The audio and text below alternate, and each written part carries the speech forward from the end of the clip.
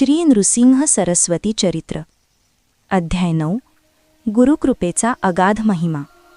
श्री गुरूंनी सायनदेवाचा निरोप घेऊन वासर ब्रह्मेश्वर सोडले। आपल्या शिष्यांसह फिरत फिरत ते परळी वैद्यनाथ ह्या क्षेत्री येऊन पोहोचले। मार्गात अनेक ठिकाणी दर्शनोत्सुक लोकांचा त्यांना फार उपद्रव झाला। त्यामुळे त्यांना शांती स्वस्थता तर मिळाली नाहीच, शिवाय त्यांना नित्यकर्मे करणेही कठीण होऊन बसले।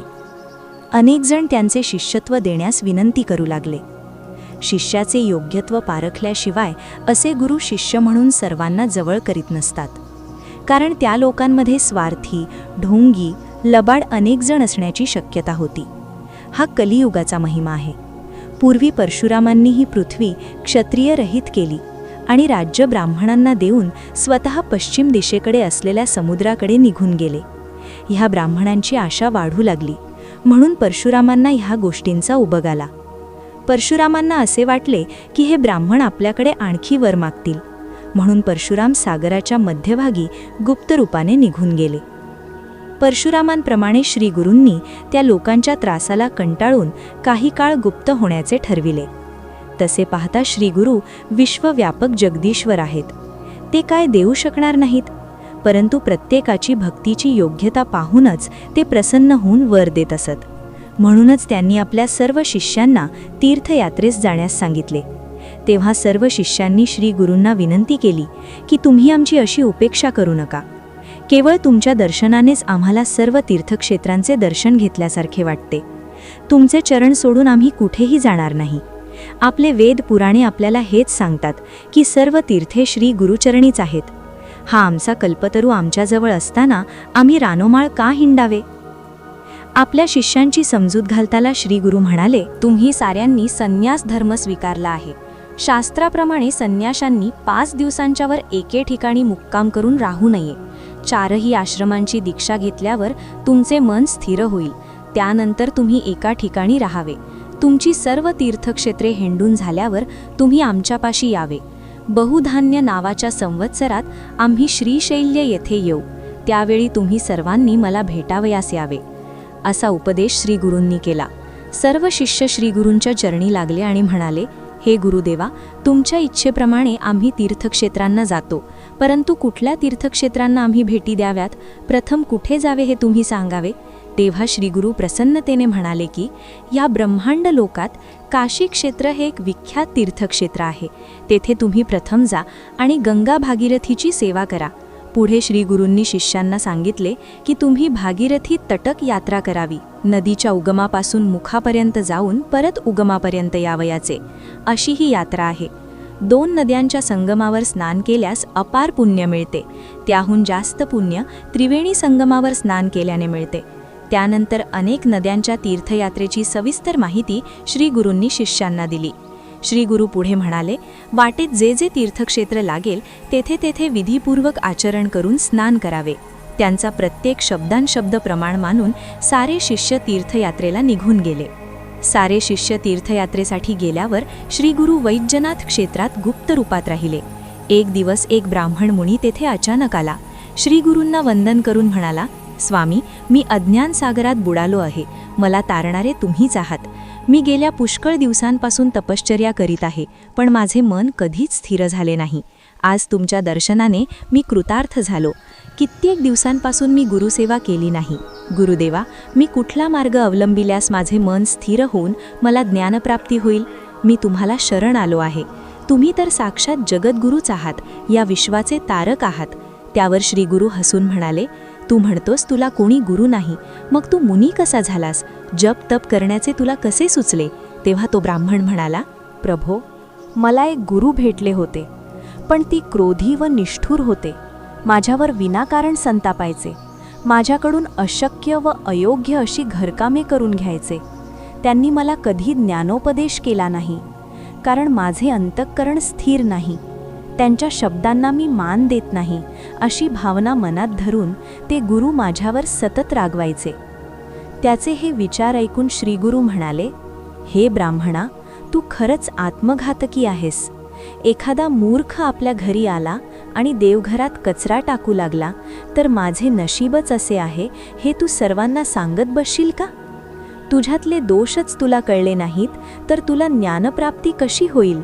तू अल्पबुद्धी असून गुरुद्रोही आहेस. तू स्वतःच तुझ्या गुरुचे दोष आनंदाने सर्वांना सांगतोस. मग तुला ज्ञानप्राप्ती कशी होईल? आणि तुझे मन तरी स्थिर कसे होईल? तुझ्याजवळ द्रव्याचा ठेवा असताना तू रानोमाळ का भटकत राहिलास? कामधेनूसारखा गुरु तुला मिळाला असताना त्यांना फसवून आमच्याकडे का आलास? गुरुद्रोही असणाऱ्यास इहलोकातच कशाला परलोकीही ज्ञानप्राप्ती होणार नाही. जो गुरुची सेवा करतो त्याला अष्टसिद्धी प्राप्त होतात. इतकेच काय, त्याला वेदशास्त्रही साध्य होते. श्री गुरूंचे हे परखड बोल ऐकून आपलेच काहीतरी चुकते याची त्याला खात्री झाली. त्याने आपले मस्तक श्री गुरुचरणावर टेकविले. तो हात जोडून श्री गुरूंना विनंती करू लागला, हे देवा, माझी चूक झाली. तुम्ही निर्गुण निराकार आहात. तुम्ही ज्ञानसागर आहात. तुम्हीच माझा उद्धार करा. माझी बुद्धी अज्ञानरूपी मायेने भरडली गेली आहे. मी कुणाला गुरु करावे जेणेकरून मला ज्ञानप्राप्ती होईल? कृपा करून हे मला सांगावे. श्री गुरूंनी पाहिले की त्याच्यावर थोडासा परिणाम होतो आहे. तेव्हा गुरुमहिमा कसा आहे, गुरुची सेवा निष्ठेने कशी करावी हे त्या ब्राह्मणास पटवून द्यावे असे म्हणून ते त्याला म्हणाले, हे मुने, आपले मातापिता हेच आपले गुरु आहेत. त्यानंतर जो आपल्याला उपदेश करतो तो परमगुरु होय. ब्रह्मा, विष्णू आणि महेश हे सुद्धा आपले गुरुच आहेत. त्यांची सेवाही मनोभावे करावी असे सांगून श्री गुरूंनी त्याला एका शिष्याची गोष्ट सांगितली. पूर्वी द्वापारयुग संपता संपता धौम्य ऋषी नावाचे एक प्रख्यात ऋषी होऊन गेले. त्यांच्या आश्रमात वेदांचा अभ्यास करण्यासाठी 3 शिष्य आले. पहिल्या शिष्याचे नाव अरुणी पांचाळ, दुसऱ्याचे वेद, तर तिसरा उपमन्यू. हे तिघेही विद्याभ्यासाबरोबर त्या गुरूंची म्हणजे धौम्य ऋषींची सेवा करीत होते.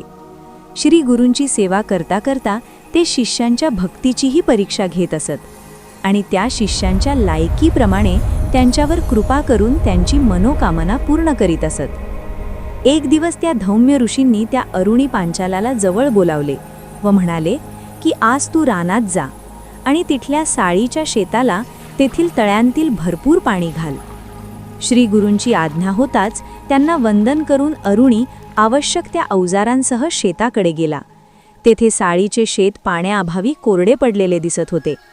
त्या तलावाचा बांध फुटून पाण्याचा लोंढ्याच तेथे वाहत होता. परंतु त्या शेतात जेथे भात पेरले होते तेथे पाणी चढत नव्हते. अरुणी हे पाहून मनात घाबरला. येथे तर पाण्याचा जोर इतका भयानक आहे की त्याला बांध कसा घालावा हेच त्याला समजत नव्हते. त्याने मोठाले दगड आणून बांध घालण्याचा प्रयत्न केला, परंतु पाण्याच्या जोराने ते दगडही वाहून जाऊ लागले. अखेरीस त्या अरुणीने आभाळाकडे पाहत हात जोडले आणि म्हणाला की हे देवा, मी आता काय करू? त्या शेताला मी गुरु आज्ञेप्रमाणे पाणी देऊ शकलो नाही तर मी प्राणत्याग करीन. त्याने मनोमन श्री गुरूंची प्रार्थना केली आणि म्हणाला की गुरुदेवा, आता मी कुठली उपाययोजना करावी हेच मला समजत नाही. तो निराश होऊन त्या पाण्याच्या प्रवाहाकडे एकटक पाहत राहिला. ती वेळ संध्याकाळची होती. सूर्य मावळतीला सरकत होता. तो काठावर उभा होता म्हणून त्याची सावली त्या पाण्याच्या प्रवाहावर आडवी पडलेली त्याला दिसली. साधारण 8-10 फुटांचा तो प्रवाह होता. त्याच्या मनात कल्पना सुचली. त्याने दोन्ही बाजूला 2-2 मोठाले दगड ठेवले आणि तो स्वतःच तेथे आडवा पडला, कारण श्री गुरूंच्या आज्ञेचे पालन करणे त्याला भाग होते. श्री गुरूंचे स्मरण तो तेथे आडवा होऊन करू लागला. तेव्हा पाणी अडवले गेले आणि योगायोगाने तो प्रवाह शेताकडे जाऊ लागला. संध्याकाळ होत आली, शिष्य परत आला नाही म्हणून त्याचे गुरु त्याला पाहण्यास स्वतः शेतावर आले. त्यांना अरुणी कुठेच दिसत नव्हता. शेत मात्र पाण्याने भरलेले त्यांना दिसले. धौम्य ऋषी मनात म्हणाले की हा शिष्य गेला कुठे? एखाद्या वाघाने तर त्याला मारले नाही ना? ते धौम्य ऋषी मोठ्याने त्याला हाका मारू लागले. ती त्यांची हाक कानावर येताच अरुणी उठला आणि गुरूंसमोर येऊन उभा राहिला.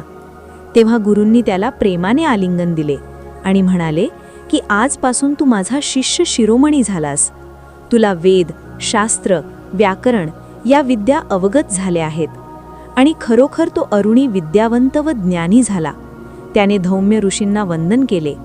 धौम्य ऋषींनी त्याला घरी जाऊन लग्न व संसार करून सुखाने राहावे असा आशीर्वाद दिला.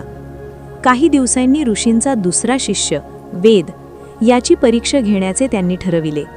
त्यांनी त्या शिष्याला सांगितले की आजपासून तू दररोज माझ्या शेतीकडे लक्ष दे. शेताची राखण करून शेत कापण्यास तयार झाल्यावर त्याची कापणी, झोडणी, मळणी करून त्या धान्याचा साठा आश्रमात आणून करायचा. अशी कामगिरी त्यांनी त्याच्यावर सोपविली. शिष्य वेद गुरूंच्या चरणी वंदन करून शेतात निघून गेला. दररोज शेतावर लक्ष ठेवून भात तयार झाल्यावर त्याने गोणीत भरून ठेवले. एक दिवस तो आश्रमात आला आणि म्हणाला, गुरुदेव, धान्य गोणीत भरून तयार आहे. आश्रमात कधी आणू ते मला सांगा. त्यावर धौम्य ऋषी म्हणाले, गोठ्यातील रेडा घेऊन त्या गाडीला जुंपून सूर्यास्तापूर्वी धान्य आश्रमात आणून ठेव. गुरूंची ही आज्ञा ऐकून त्याने गाडी घेतली. तेथे एकच रेडा होता. तो गाडीला जुंपला. तो गाडी घेऊन शेतात गेला. गाडीत भात भरले. गाडीला एकच रेडा होता. तो एका बाजूला बांधला व दुसऱ्या बाजूला आपण स्वतः गाडी ओढावयास लागला. वेदाला रेड्याच्या चालीने गाडी ओढण्यास त्रास होऊ लागला. रस्त्यात खूप चिखल होता. चिखलात गाडी रुतून बसली. तेव्हा रेडा जोरात गाडी ओढू लागला. परंतु वेदाला मात्र त्यामुळे गळ्याला वेदना होऊ लागल्या. तो दमून गेला. त्याच्या गळ्याभोवती जणू फासच लागल्याचे त्याला जाणवू लागले. इतके होईपर्यंत धौम्य मुनी संध्याकाळ जवळ आल्याने त्याला पाहण्यास तिथे आले. त्यांनी इतरांची मदत घेऊन तो रेडा चिखलातून सोडवला व गाडीला बाहेर काढले. वेदाला जवळ घेऊन त्यांनी आनंदाने त्याला आलिंगन दिले आणि तू वेदशास्त्रात संपन्न होशील असा वर दिला. तो वेद खरोखरच वेदशास्त्रात संपन्न झाला. त्याला प्रेमाने निरोप देऊन ऋषींनी वेदाला त्याच्या घरी जाऊन गृहस्थाश्रमी राहण्यास परवानगी दिली. तो ब्राह्मण ही सर्व शिष्यांची कहाणी मन लावून ऐकत होता. त्याला मनातून आपणच कसे अज्ञानी आहोत ह्याची जाणीव होत होती. आपले दोष न पाहता त्या गुरुला आपण उगाचच दूषणे देत होतो. गुरुच्या परीक्षेस उतरल्याशिवाय कोणालाही ज्ञानप्राप्ती होत नाही.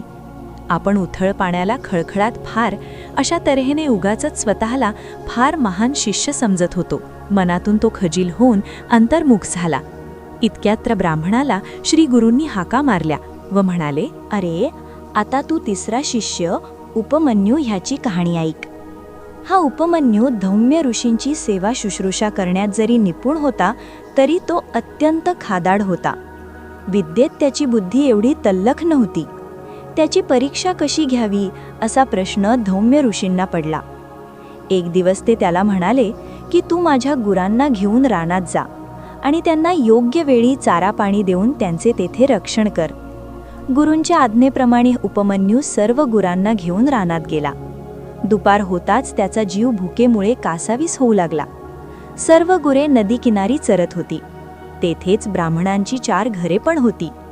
उपमन्यूच्या मनात आले की आपण नदीत स्नान करून ब्राह्मणांकडे भिक्षा मागून भोजन करावे. त्याने तसे भोजन केले व गुरे घेऊन संध्याकाळी घरी परतला.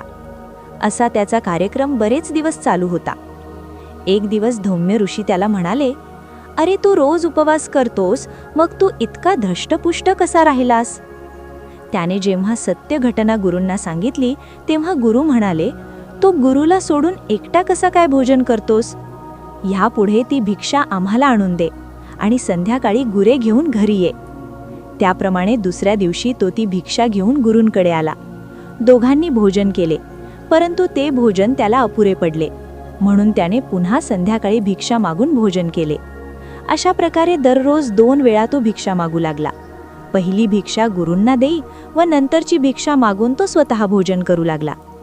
काही दिवसांनी ऋषींनी परत त्याला तोच प्रश्न विचारला. तेव्हा प्रामाणिकपणे उपमन्यूने घडलेली सत्य घटना गुरूंना सांगितली. धौम्य ऋषींना ही घटना ऐकून फार राग आला.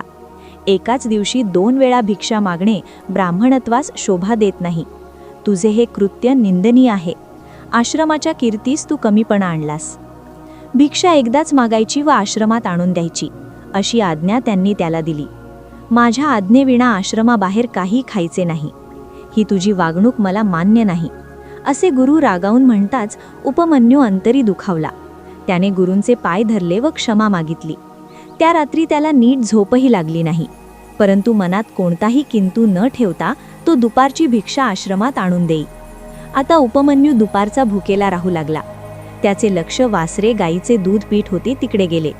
वासरे दूध पिताना जे दूध जमिनीवर सांडत होते ते वाया जाते म्हणून ते दूध ओंजळीत घेऊन तो पिऊ लागला. त्याच्या गुरूंनी विचार केला की तो भिक्षा नियमित आश्रमात आणून देतो, तरी उपमन्यू पुष्ट कसा दिसतो? असे म्हणून गुरूंनी परत त्याला तोच प्रश्न विचारला. तेव्हा उपमन्यूने वासरांकडून सांडत असलेले दूध मी पितो असे सांगितले.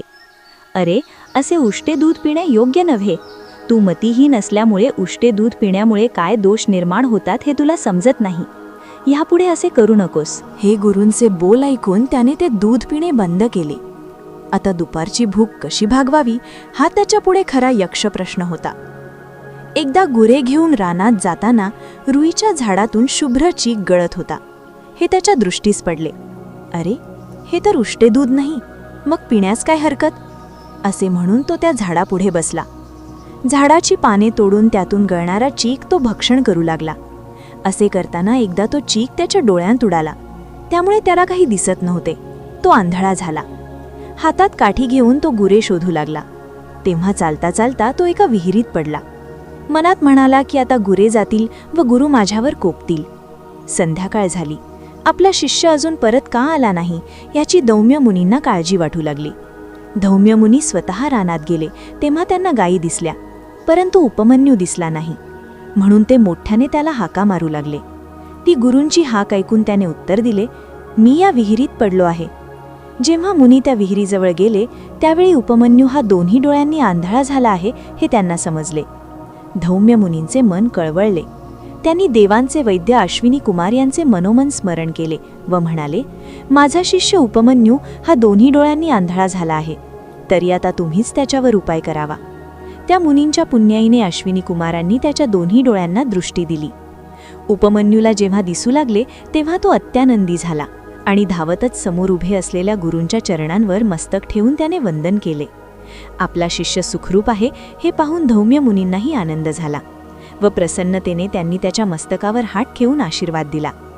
गुरूच्या हस्तस्पर्शाने उपमन्यू वेदशास्त्र विद्येने संपन्न झाला. धौम्य मुनींनी त्याला घरी जाऊन विवाह कर व सुखाने संसार कर. तुझी कीर्ती दिगंत पसरेल आणि तुझेही अनेक शिष्य असतील असा आशीर्वाद दिला. असा वरद देऊन श्रीगुरू म्हणाले, त्या तुझ्या सर्व शिष्यांत उत्तंक नावाचा शिष्य अतिशय प्रसिद्धीला येईल. तो पाताळात जाऊन शेषाला जिंकून त्याच्या कानांतील कुंडले तुला दक्षिणा म्हणून देईल. पुढे जन्मेजय नावाच्या राजाला तो उपदेश करील. तो राजा जेव्हा सर्पसत्र नावाचा यज्ञ करून साऱ्या सर्पांना ठार मारेल तेव्हा उत्तंकाचा महिमा वाढत जाऊन त्रिभुवनात त्याची कीर्ती पसरेल. तो इंद्रासह तक्षकाला पृथ्वीवर आणेल. गुरुकृपेमध्ये एवढे सामर्थ्य आहे हे उपमन्यूला समजले. श्री नृसिंह सरस्वतींनी त्या गुरुद्रोही ब्राह्मणास या गुरुभक्तीच्या कथा ऐकवून त्याला बोधामृतच पाजले. जो कोणी गुरूंना दोष देऊन गुरूंचा द्वेष करेल त्याला कधीच ज्ञानप्राप्ती होणार नाही किंवा परलोकही मिळणार नाही. त्या ब्राह्मण मुनीने श्री गुरूंचा उपदेश ऐकून त्यांच्या चरणावर मस्तक ठेवले आणि म्हणाला, प्रभू, मला माझी चूक समजली, परंतु तुमच्या उपदेशानुसार मला माझ्या गुरूंकडे जावेसे वाटत असले तरी मला ते धैर्य होणार नाही, कारण मी गुरुद्रोही ठरलो.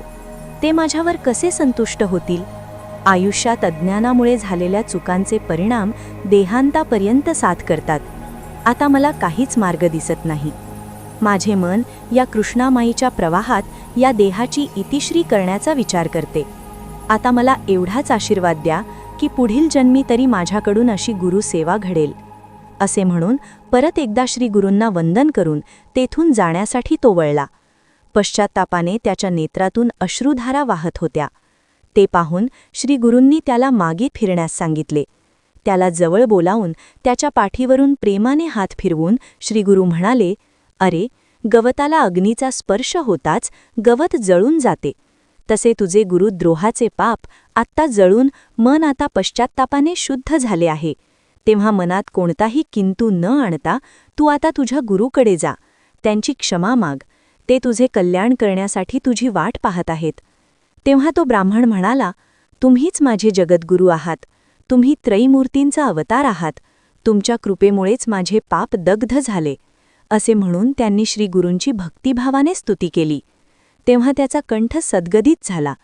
त्याने श्री गुरूंच्या चरणावर परत मस्तक ठेवले श्रीगुरूंच्या हस्तस्पर्शाने तो ब्राह्मण मुनी वेदशास्त्र प्रवीण झाला. श्रीगुरूंच्या या असामान्य आशीर्वादामुळे उत्तेजित होऊन तो ब्राह्मण आपल्या पूर्वीच्या गुरूंकडे जाण्यास निघाला.